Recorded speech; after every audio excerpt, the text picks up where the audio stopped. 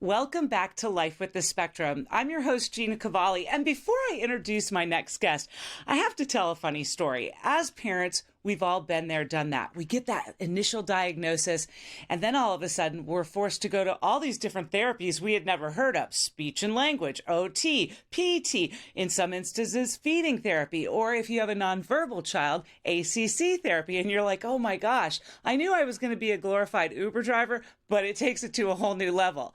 And so with that, not only do you put on miles, but oftentimes parents can't even hold down a job, or at least one of them can't, because they're too busy going from different therapies to different therapies. So I wanted to bring in a gentleman who's changed the world of therapy. Thank you, Thane Brooks, for coming on the show today.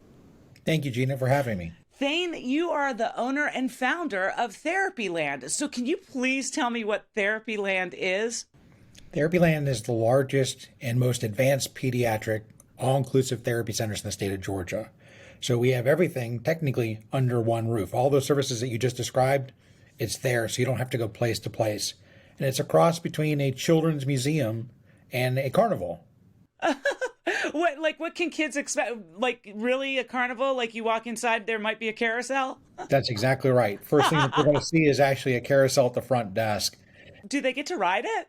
No, it's one that's actually stationed, so it gives them the visual concept of being in a carnival. But each of the rooms is separately themed like a museum, though, too. And I think, too, when we make therapy fun, kids get so much more out of it, right? Absolutely. It's not fun for being an adult with a child. Let's say you're 3 years old, you come in and there's an adult you've never met, and you're apprehensive, and you sit down at a desk and you start working. They're not going to be very happy with that. And so you said each room is like a museum. So if I was to come into Think of it as a children's museum. Okay, like I was to come in and I would see something, like, give me an example of what one room might look like. Absolutely. So I make every part of Therapyland an opportunity to learn. So for instance, the hallways are racetracks. Each room is separately themed. So we have a sensory room, music room, OTPT speech, obviously. We have a grocery store, a laundromat, interactive floors, built-in play systems, huge gym, rock walls. Just to kind of give you an idea, we even have computer labs. So everything that you would want in a school type of setting, or a amusement park, or a children's museum, this is what you get. This is what you get. Now, going back to the grocery store for a second, because I'm pretty sure that a 4-year-old, unless you're going through maybe ABA therapy and those elopement issues, it might be a great opportunity to go into that grocery store. But are these, this kind of grocery store teaches life skills to kids, or do you bring in young adults and help them with their life skills? No, this is for the children that are, so we are actually opportunities from 0 to 18. Once you're 18, then you're graduating out of the program. And it could be for any of the services. Yeah, and life skills start going to a grocery store, as we know, very young. You're sitting in the cart. But once those kids can run, and boy, do they ever. Yeah, we had big elopement issues with Lyric, and so that's where ABA came in to help me. And we actually went physically to a grocery store in order to learn. So this is great. This is all in one site. Correct. And you have to think about it. You were saying ABA. So yes, our ABA therapist can go in there and they can learn, but a speech therapist can go in there, or an occupational therapist can go in there. Even a physical therapist can go in there, use the shopping cart to maneuver around different obstacles. Oh, that's so cool. I love, what made you come up with this thing? Like, what was the idea? How did this brainchild manifest itself into reality? The greatest story in the world. I've been married for 26 years and had a conversation one evening with my wife and said, wouldn't it be cool to have everything under one roof? Wouldn't it be cool that we didn't have to go place to place? Wouldn't it be cool to go and cross-train, the therapist can cross-train between disciplines and not sleep in cars? And she said, you don't know what you're talking about. And she was right. My background isn't therapy. My background is not autism. I was experienced or exposed to autism 14 years ago with my daughter. And, we didn't know what autism was. So you're just like you're talking about, you're exposed to these things of OT and PT and speech. When we first met our BCBA and they said, you need ABA therapy, to me, that's the alphabet, right? I didn't know what they were talking about. So I wanted a place to be able to put everything under one roof to make it easier for us as parents. And after I said goodnight to her, I went down and did research for an entire year and realized that Europe was way ahead of us than the United States when it came down to special needs therapy. That's unfortunate. We're the United States. We're the greatest country in the world.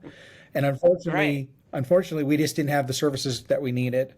So my background is building and real estate.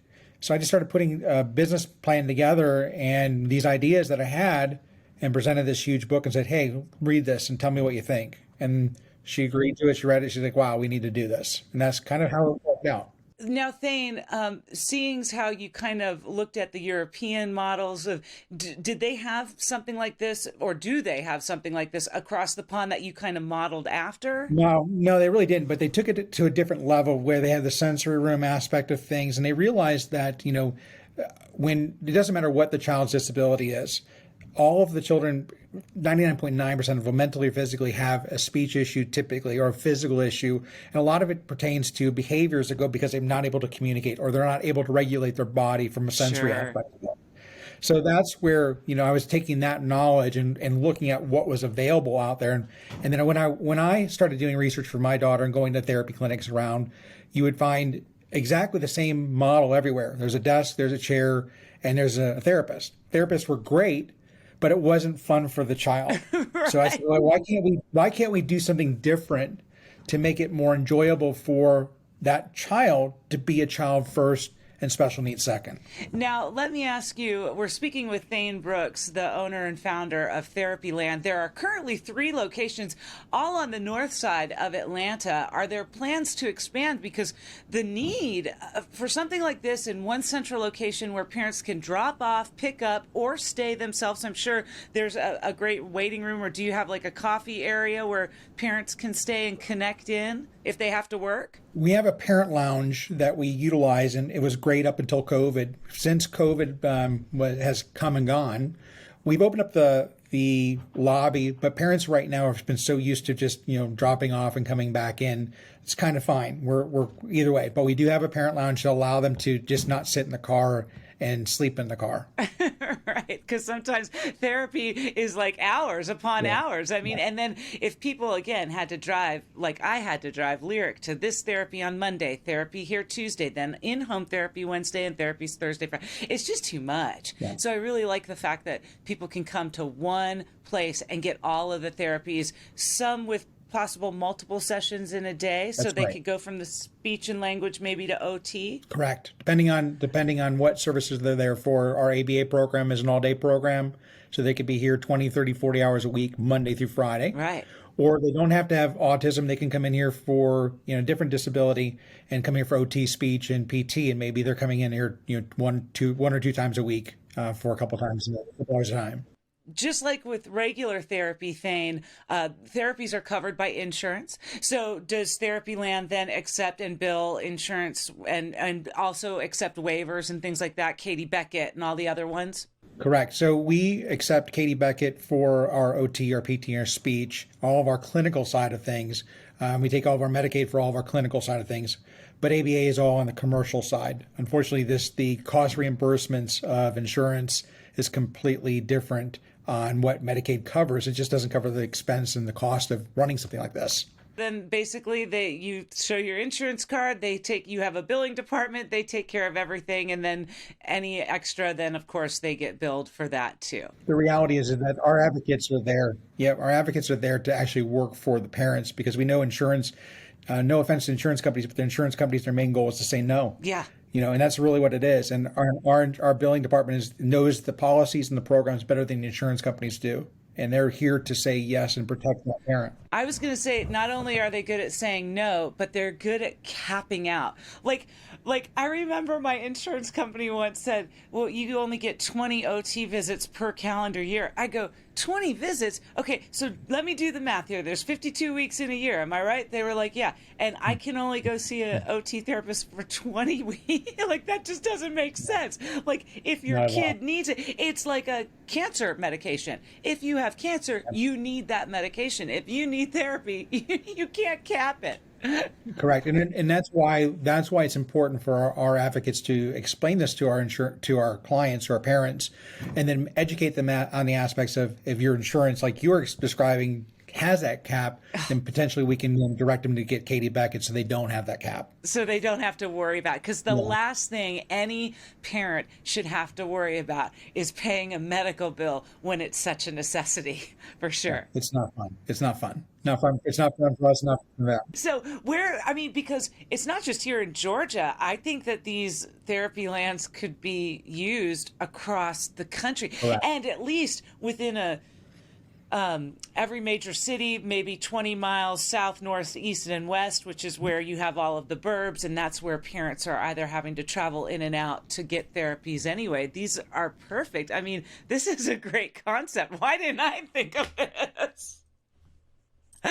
You beat me to it. All of these are multi-million-dollar facilities, right? So, a lot of these companies will try to get as many facilities as they possibly can, and they're 1,000 square feet. They put them in every shopping corner possible. That's not our model. Our model is there to do everything for that parent, for the child, to make sure that we can cross-train and be there for them. But it's got to be strategically located too. As a parent, when you get your child up in the morning, you get them dressed, you get them in the car. You have to turn left when you really have to turn right because the turn signals drive him crazy. Rush to get through traffic to therapy, and then the therapist is even late, and that's not a fun environment to be in. I was there before Therapyland, so when we purposely make sure that we place our therapy centers around, we do it strategically around highways. It's not where they're going, through 30 stoplights to get to our location. It's literally within a half mile to a mile tops of any major artery. And that's really important for any of us as parents to go through that. And how big are these? Because these are like supermarket size, if not like Sam's Club sizes or Costco sizes, right? They're not that big. So most of the facilities are, like I said, out there about 1,000 to 2,000 square feet.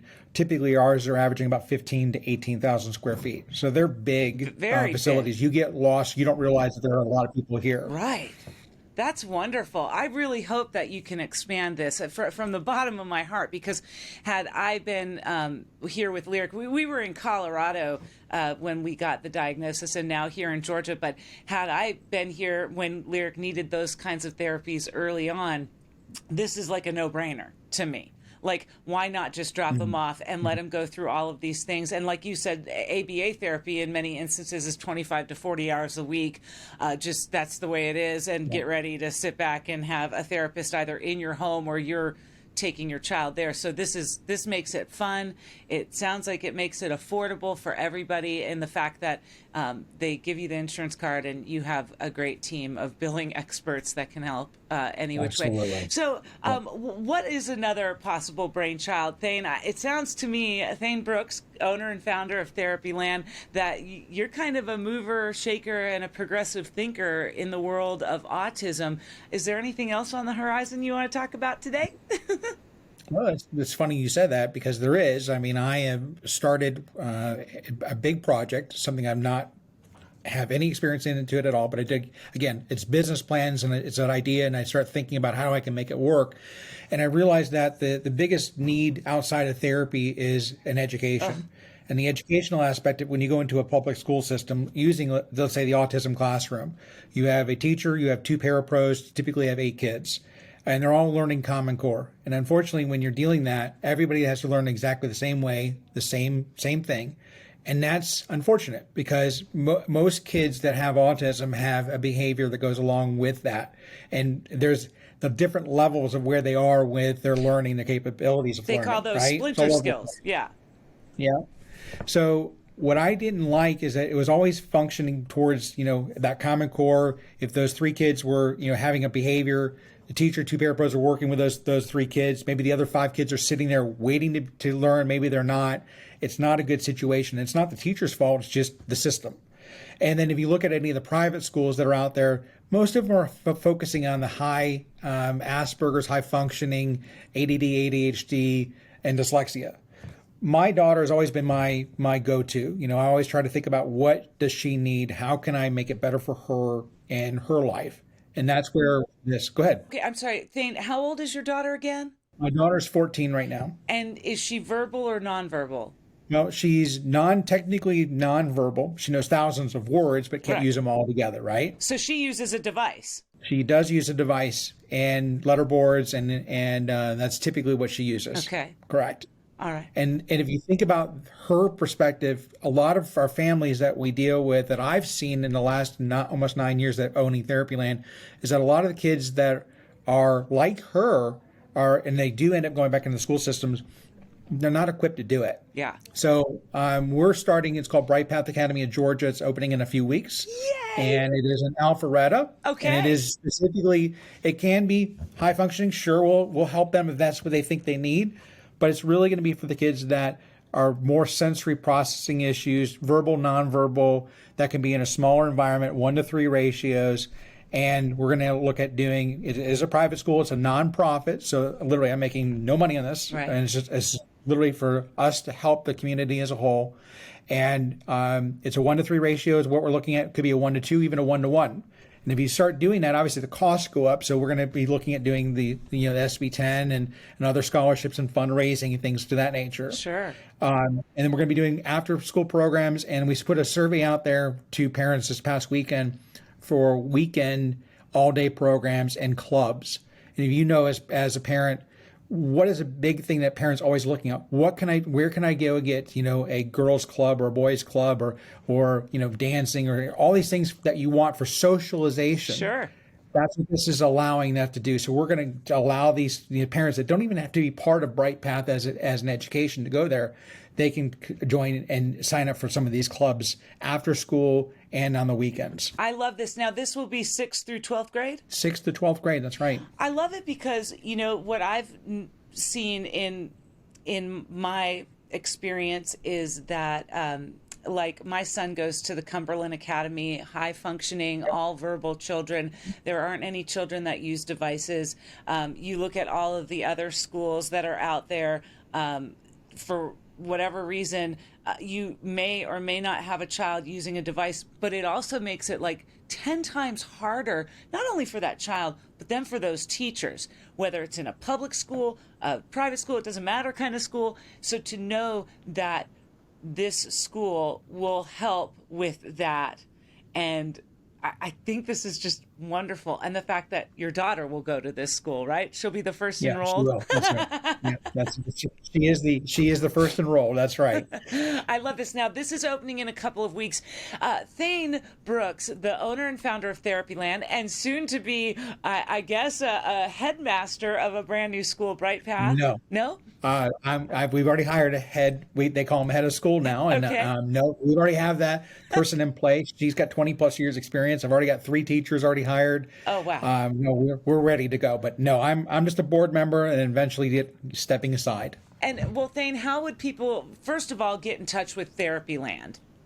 Therapyland.net or .com. Make it simple either way. Either way. And that's where they can take a tour of the facilities. They can also find out the different therapies that you offer. And then also, I'm sure there's the intake form and things like that on there as well, right?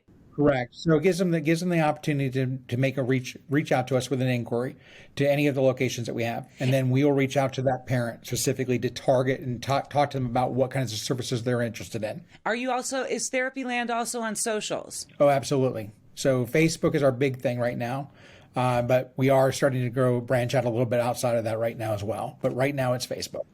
All right. And then how would people get in touch with, is it Brightway Path School or say it one more time for me? Yeah, no problem. It's Bright Path Academy of Georgia, and it's brightpathacademy.org.